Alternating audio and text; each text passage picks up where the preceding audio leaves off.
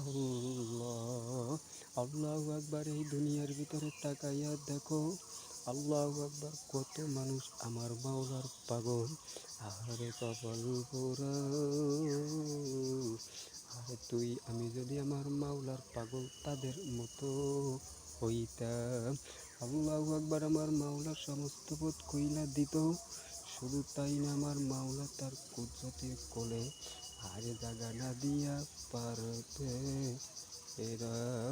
আল্লাহু আকবার। এই জমানার ভিতরে আল্লাহু আকবার, বড় বড় শাইখরা ঘুমায় আছে, আর তাদের আল্লাহু আকবার কুদরতির ছোঁয়া যদি আমাদের লাগতো। আল্লাহু আকবার। কত আলেম মাশায়েখরা ঘুমাইয়া আছে,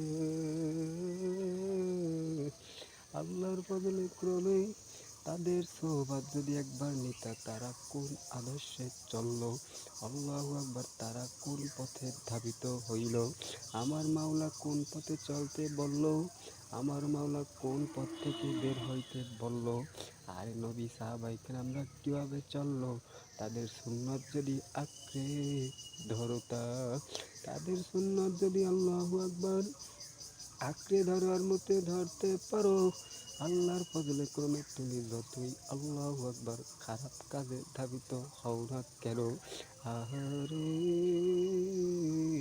আল্লাহর ফজলে ক্রমে দেখবা আস্তে আস্তে তোমার পথগুলো অটোমেটিক পরিষ্কার।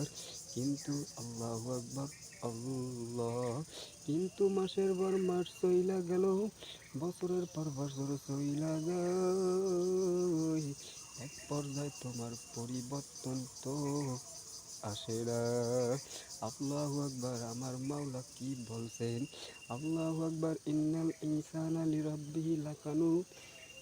মানুষ বড় নেমো খারাপ, কারণ আমার মাওলা কেন এই কথা উল্লেখ করলেন?